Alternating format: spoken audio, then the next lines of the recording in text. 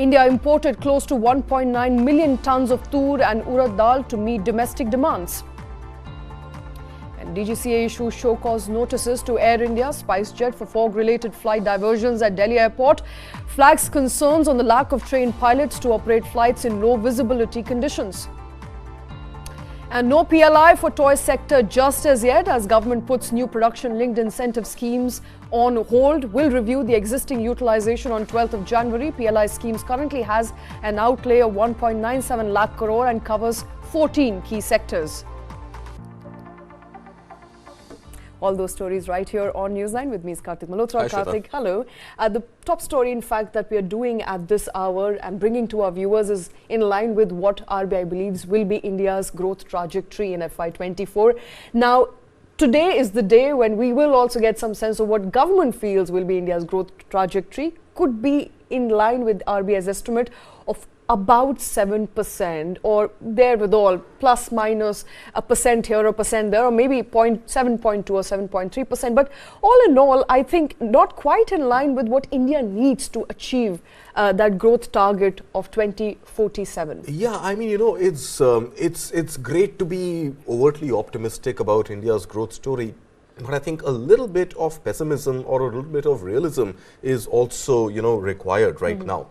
Now, when RBI revised its growth projections from 6.5% to 7%, it was in fact discounting the high frequency indicators, and the 7% growth projection was also conservative, to quote Michael Patra. So, you know, it's not that RBI or NSO will come with very, very divergent views. I think you're right. It is likely to be in the range of about 7%, maybe, you know, 7.1, 6.9, 7.2, we don't know. But looking at the Q1 GDP growth at 7.2%, Q2 at 7.6%, it seems that there is definitely a case of India conservatively definitely reaching 7%, optimistically breaching the 7% target. This also comes at a time when global bodies like S&P, for example, is still pegging India at about 6.4%.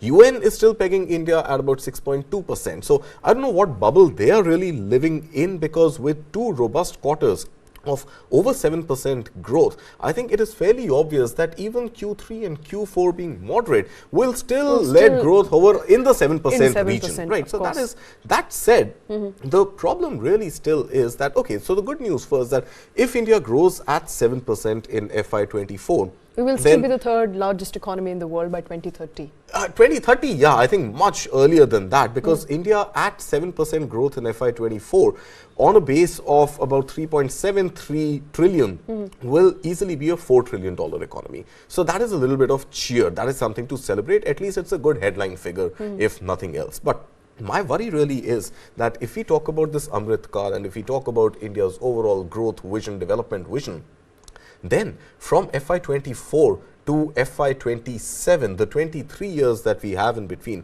if India continues to grow at 7% average, there will be some years where we will exceed 7%. But let's not discount certain black swan events or certain policy measures that may not fire over this long period of 23 years, where growth could slip below 7% also. But if you were to keep an aggregated growth of 7%, India in the year 2047 will just about be in the vicinity of a $19 trillion economy. Now, put that in perspective. What is the size of China's economy today?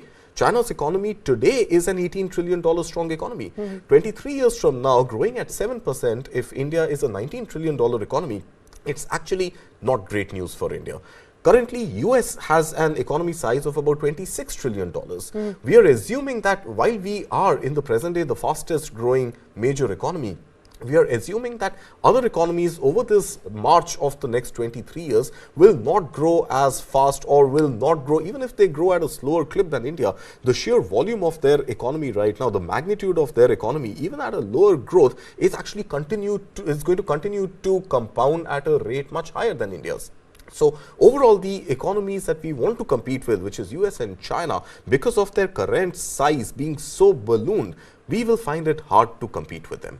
All right, fair enough. Even if we find it hard to compete with them, what does it actually mean for Indians? For India to be one of the fastest growing major economies in 2024, it augurs well for India, even if we are not competing on a global stage, keeping in line with what our, some of our laggings are, and some areas where India has not done extremely well when it comes to making in India, manufacturing in India, because that is going to be one of the core areas and core focus of the government. But even that, at 7%, it is a good growth rate. It's definitely a very good growth rate, right? Given the situation the world is in, given the entire world coming out of a health crisis, and then you have two wars at two fronts being fought, it is definitely a good number. But, again, more realistically, if not pessimistically, I would still like to break down the large GDP data into per capita GDP. Okay. Now, if you look at the top 10 economies in the world right now, India's per capita GDP is actually the lowest in the top 10 economies. So, at about $2,600 per annum, we continue to be among, the lowest sort of per capita GDP income economies. Compare this to US. US has an $80,000 per capita GDP. China has a per capita GDP of about $12,000. Countries even like Germany and Japan hover between the $30,000 to $50,000 per capita GDP. India at $2,600 is obviously a much smaller number. All right. So while India is looking to grow at over 7% in FY24, may not be enough to meet its own targets and to compete with other major economies in the world. However, is likely to touch and become the third largest economy of the world by 2030. That is definitely going to happen at $4 trillion, almost at $4 trillion at the moment. Right. Could be reaching about $5 trillion by the turn of the decade. Yeah, I mean a little earlier, maybe by FY28 we'll get there if we grow at this rate. All right, so while a mixed bag there as far as Indian economy is concerned. Shifting focus to telecom sector, which may not be a mixed bag at this point in time, and trends are absolutely very clear.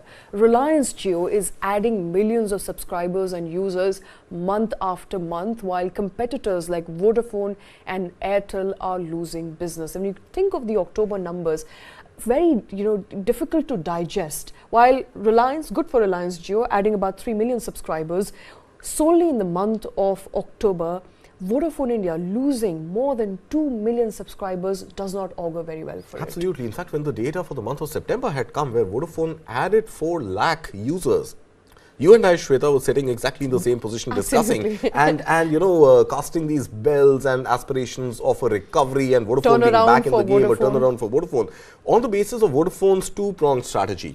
Number one, more robust 5G services, which it has rolled out. And number two, trying to retain the high value, high ARPU customers. So there did seem to be some sort of a 17-month jinx that was broken by Vodafone in the month of September.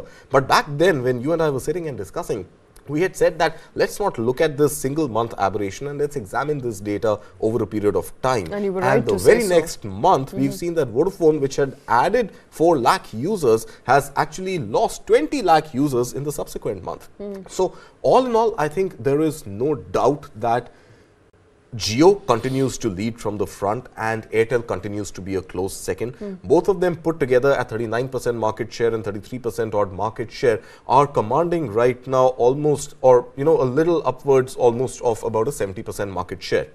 Is it fair to call India a duopoly just yet? Perhaps not, but I think it is definitely getting there. When two dominant major players in a particular sector dominate about 80% of the total market, the market or the industry is considered to be a duopoly. India is not there yet. India is definitely getting there. Vodafone right now just a little shy of the 20% market share, but if it continues to lose customers and if customers continue to port out and opt for services which are A, cheaper, B, more number of towers, lesser call drops, etc., and a company that they believe has a vision and is not debt trapped, etc., I think we will continue to see customers porting out. Now, there was this rumor in between that Elon Musk may buy a 20-22% government share in Vodafone Idea, but Vodafone has denied that as well. So, any chances of customers wanting to hop onto Vodafone right now seem bleak. And Very any bleak. chances of customers, existing customers porting out, obviously for better data quality, better call quality and better brands will continue to happen in the case of Absolutely. And Vodafone. look at that pie chart, very interesting there. Jio commanding almost 40% of the market share. Yeah. So while Vodafone Idea seems to be losing customers at a very fast clip, where are these customers going? These customers are essentially going to Jio and partly to And some to Airtel. Airtel as well. And partly to Airtel. Airtel at about 32%, Vodafone Idea losing that 19.5% market share month on month. Whether Vodafone Idea is going to turn around its fortune, well, time will tell. Doesn't seem to be happening just as There yet. are no triggers right now to believe that the turnaround is in order. All right, no triggers for turnaround, but that's that as far as India's telecom sector is concerned, heading fast towards a duopoly. With that, it's time for a short, quick commercial break. We'll be back in just a bit.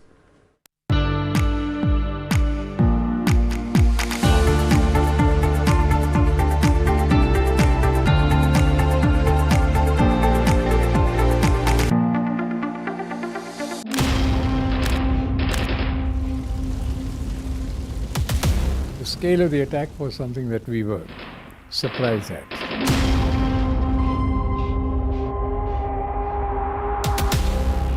David Hadley was a double agent.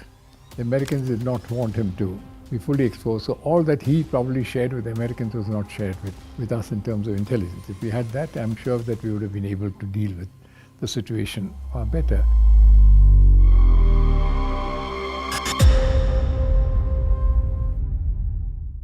This and more streaming on world's first news OTT, News 9 Plus. Download now.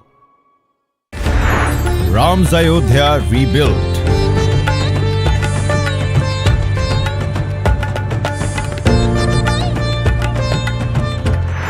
Ram Lala's Pran Pratishtha.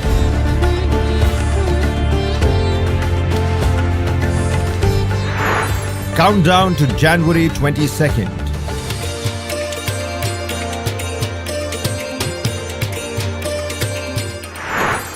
Dateline Ayodhya. Catch the mega coverage only on News 9 Live.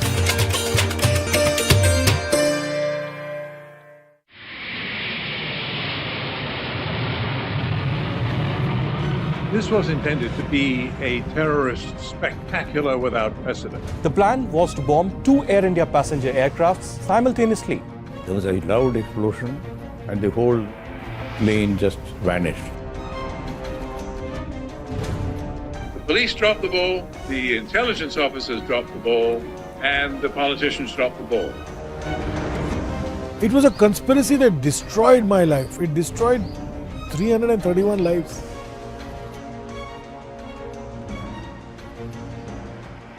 News is now content. Just stream it. Download the world's first news OTT, News 9 Plus, ahead of the curve.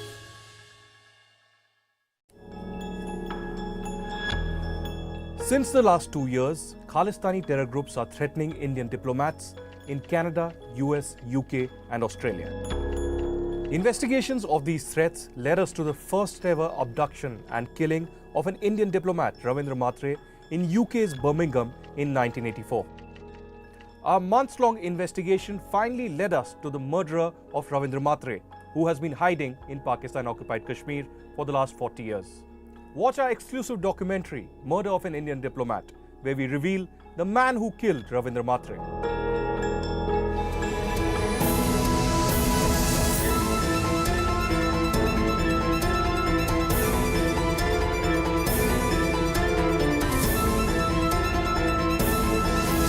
Stop searching, start streaming. Download the world's first news OTT, News 9 Plus, ahead of the curve.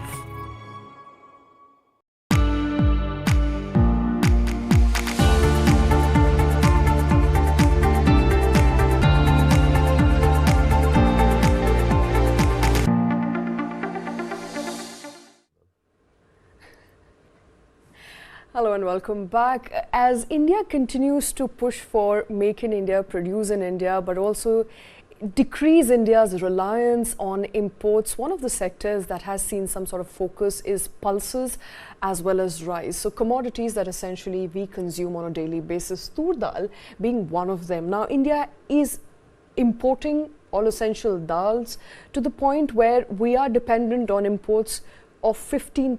15% of the total consumption comes from countries outside of India when it comes to essential pulses. The government of India has taken, in fact, measures on measures to ensure that there is enough supply within the country. In a latest measure to do so, Home Minister Amit Shah launched a Tur Dal portal yesterday where farmers can come in, they can send off their supplies, and cooperatives can directly purchase from that portal above market price. Another step taken by the government to ensure that there is enough buffer and farmers are incentivized to grow pulses within the country. Absolutely. As I see it, I think, Shweta, this government right now, given that it is election year, the government obviously has to balance two aspects very clearly. One is India's growth, GDP growth. The other is inflation not playing spoiled sport.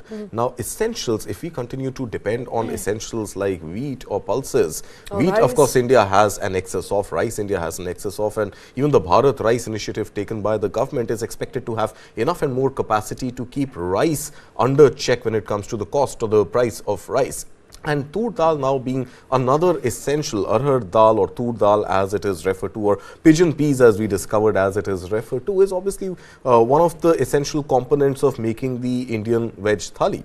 Now, at one level, if you continue to be dependent on imports, then these warlike situations, oil prices, crude prices, all of those continue to have some sort of a shadow, cast some sort of a shadow on your current account deficit, and B, dependence on these external factors which impact the price of pulses.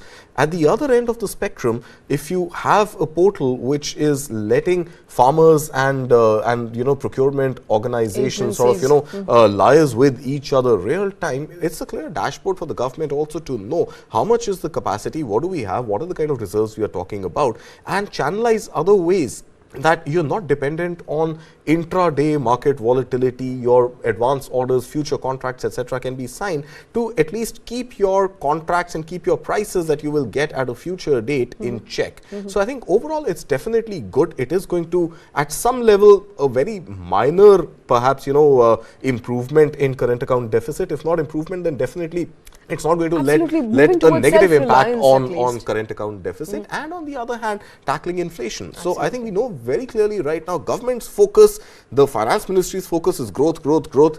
RBI's focus is inflation to be tamed. So a portal like this or any sort of policy measure like this is going to help both these causes, the growth as well as the inflation. All right. I mean, obviously the timing is interesting. This is right ahead of the elections. But, as far as India's dependency on pulses is concerned, Home Minister also said something very interesting. He said we're setting a timeline of 4 years, which is till 2028 for India to become self-reliant in pulses, because that is one of the areas where we are still dependent on imports to a large extent. While such a measure does help farmers to come directly interact with procurement agencies, at the same time I think there has been a concerted effort, an attempt from India to have enough buffer stock, and that is what we saw in case of rice as well, where India made sure that it stopped exporting rice up till a point where prices could be contained. Now, if you talk particularly about pulses, inflation, that is going to be one of the focus areas of the government. In fact, at the peak of inflation in the month of July, I remember food inflation was as high as about 19%, 20% as well. Yes. So, like I said,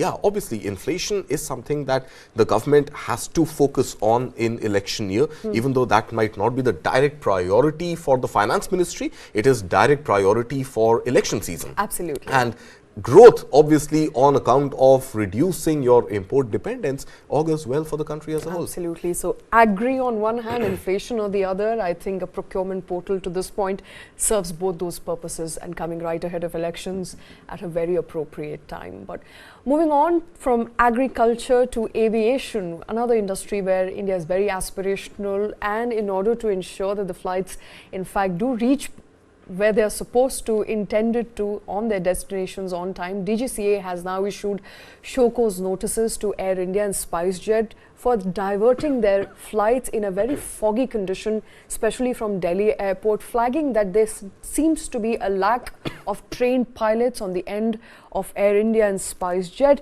essentially suggesting and asking these airlines to respond as to why they don't have enough trained pilots for the flights that are going to either take off or land in places which are foggy, and why are they not able to do so, knowing that these weather conditions are repetitive. It is going to happen every January, every February, every year. Yeah, so what really happened was, Shweta, between 25th of December, Christmas Day, and 28th of December 2023, as many as 58 flights were diverted, which were due to land at the Delhi airport, but because of fog conditions, they were diverted. Now, all modern aircrafts have got a technology called Cat 2 and Cat 3, two versions, which assist the pilots in landing in those foggy conditions. So even when you have low visibility, these instruments on board the modern aircrafts assist pilots in ensuring that the aircraft can be safely landed even in foggy conditions. Now, the problem really is not the fact that there aren't enough trained pilots. In fact, when I was speaking to some of my pilot friends this morning, about 50 to 60% of the pilots in any fleet operator are Cat 2 and Cat 3 trained. Okay. So the problem, and that is something that DGCA has also highlighted, the problem was actually with rostering. And it seems, and we'll have to wait for Air India and SpiceJet to respond to that show cause notice, but it seems the problem really was that the rostering was not done appropriately, ensuring that flights coming into Delhi or coming into North India in runways which are laden with fog or likely to be laden with with fog, have the pilots who are trained for Cat 2 and Cat 3 instruments to be in the cockpit. Now, despite knowing that this climatic condition is absolutely normal in Delhi, especially every which January. Is why every airfield has its own ATC and has its own Met department, which is in direct communication with all airlines who are likely to come into that particular airport. So if there is a foggy condition and if there is a build-up of some sort of fog, that communication is pretty much real-time, hours in advance, that weather is building up. And this sort of rostering needs to be dynamic, and it usually is. And hence, the problem really seems to be rostering, not ensuring, not forecasting fog-like conditions, not paying heed perhaps to meteorological departments, forecast on foggy conditions, and hence putting untrained Cat 2, Cat 3 pilots in the cockpit. And every civil aircraft, passenger aircraft, has got two pilots. At least one of them usually is the captain, is the senior guy, and the senior person in the cockpit needs to be Cat 2 and Cat 3 trained. Absolutely. So we'll have to wait for the reply from Air India and SpiceJet whether it was a shortage of pilots. And I was speaking to my pilot friends who also said that, in fact, the Christmas to New Year season, unlike the rest of the world, is not actually a holiday season for airline pilots. If anything, it is quite the reverse, because that is when more people are traveling, and that is when more number of pilots are on active duty instead of being on leave at home or vacationing themselves. Very interestingly, so the next time an airline says that the flight had to be diverted due to weather conditions, it's most likely because they don't have a pilot who is trained to, to take to the flight or to reach or to make sure that the flight reaches to its destination in low visibility. That's right. So essentially, Air India and SpiceJet will have to now respond to that show cause notice which has been issued by DGCA. But moving on to a story which has broken yesterday and has taken a lot of industry watchers, especially people who are looking at the developments in toy sector by surprise. Toy sector, which was deemed to be one of the sectors which would have received a PLI boost or a PLI incentive, or could have been likely included in the existing PLI scheme, will have to stare at perhaps another couple of months in order for that to happen, because the government is now perhaps not, or perhaps never. Or perhaps never, we never know. But up until 12th of January is the date where existing PLI scheme, the PLI scheme which was launched in the budget of 21-22, of over 1.95 lakh crore rupees, covering 14 key sectors in India, will not be extended. That is the message coming in from the government. So what DPIIT has said clearly is that right now PLI for the toy sector is not on the table. However, DPIIT for some reason continues to be very bullish on India's toy sector. If you look at the overall global toy economy, China and Vietnam continue to dominate toy manufacturing. We were hoping and we were betting, in fact, on the fact that in the China plus one scenario, in the China zero COVID policy emerging out of zero COVID, not being able to fire its economy on all cylinders, we were hoping that a very, very critical sector like toys, which is a growing market across the world, should be incentivized by the government. And that, in fact, was also the demand from MSMEs, which are in the toy industry, manufacturing toys for the domestic market, for the global market in India. And unfortunately, it seems that the government is unlikely to consider PLI for the toy sector. Just as now, yet, though. just as, I mean, DPIIT has said it's not on the table. So, Okay. you know, let's no assume that sector. discussions have happened and enough and more, you know, data has been crunched to realize or to understand that there is no need for a PLI, though I beg to disagree with that hypothesis, because even if you look at the other 14 sectors where we have PLI as a scheme for some reason has not taken off. Now, the biggest challenge with PLI is that anytime you incentivize a foreign player to come and set up manufacturing in India, there are very, very strict localization you know, requirements. Norms. That 2 years, 3 years, 5 years, there's a roadmap where you localize your procurement and you localize your manufacturing and all components that go into the manufacturing process, which I think at some level is fair for employment creation in India, for overall the MSME sector to develop in India. But at the same time, it is not something that should happen at the cost of quality. Now, coming back specifically to the toy sector, I think, you know, there is a multi-pronged problem that India is facing. On the one hand, India is not yet, for whatever reason, still, you know, a manufacturing destination, contract manufacturing destination for any of the global brands. Which are the global brands? I think the leading global brands in the world are Hasbro, Lego, Metal, which makes Hot Wheels, and Barbie. You know, India doesn't make any of those toys. There is no contract manufacturing of any of these global brands happening in India. On the other end of the spectrum, India does not have a toy brand of its own to, you know, boast about, either domestically or internationally. You go to the shelves of toy stores, including Hamleys, etc. You will either find those very Even though expensive, own Hamleys. but very cheap looking plastic toys which are made in China or Vietnam coming into Indian shelves, or you have these global brands which in any case continue to manufacture.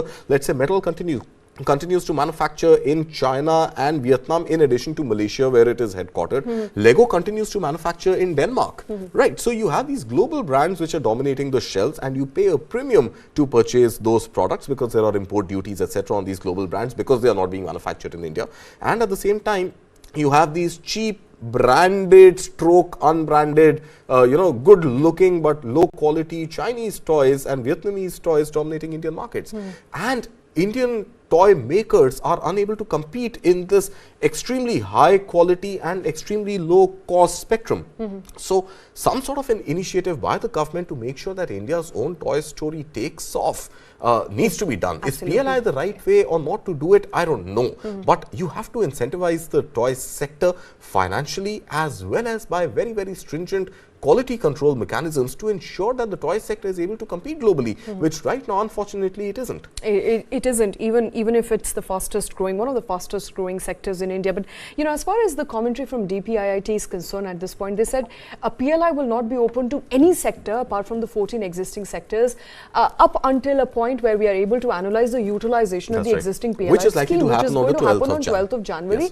Yes. But apart from that, you know, last week of December, when DPIIT sort of gave a status check on PLI schemes, it said that 95,000 crore worth investments have been made in India under PLI scheme, so it's not so much as a failure, and perhaps a further status check will give us as to what the current sort of, you know, investments have been when it comes to PLI. But also highlighted in the same breath that the only sectors perhaps that have done well are electronics. Automobiles, pharmaceuticals. So those 2 or 3 key sectors have been in focus as far as of the total, you know, 14 sectors which are currently open to PLI. But you're right to mention, we don't know if PLI route is the right route for toy manufacturing in India. And if not, what other sort of incentives could toy makers be looking at? So, Shweta, you know, if we were to extend this discussion beyond toys for just a minute, you know, PLI on the face of it sounds really exciting. 2 lakh crore rupees outlay from the government of India, incentivizing industry by pure cash-based investments to set up manufacturing shops in India. I think the whole world should queue up to take that on. Why is the world still shy of taking on that large allocation of 1.97 lakh crore rupees and only 95,000 crore rupees of utilization? Obviously, the roadmap from the time you decide to seek that investment, you qualify for that investment, you're applicable, you qualify for that investment, and then the norms of localization DVA, that the kick in. Domestic value addition norms, which are very difficult to meet. Exactly. So maybe some sort of tinkering there would be required. Absolutely. Extend that runway from 5 years, make it 10 years, make it, whatever. I think for different industry, different benchmarks could be set. But on the face of it, it's a very lucrative scheme. You set up a plant, the government is going to compensate in almost equal measure, which the government has done in the case of semiconductors, for example. 50-50. You put in $50, the government of India is going to put $50 and your factory is up and running. Why wouldn't you take it? You wouldn't take it because down the road, there are challenges that you don't want to undertake right now. Absolutely. And toy sector is also facing one of those challenges. Remember, despite a large market, a sizable number of manufacturers are facing challenges, and policies that aid growth are not able to do so. India has not been able to build a single toy brand that competes with the likes of Barbie or the Lego. Are Indian toy brands beneficiaries or victims of protectionism? Watch this documentary to find out.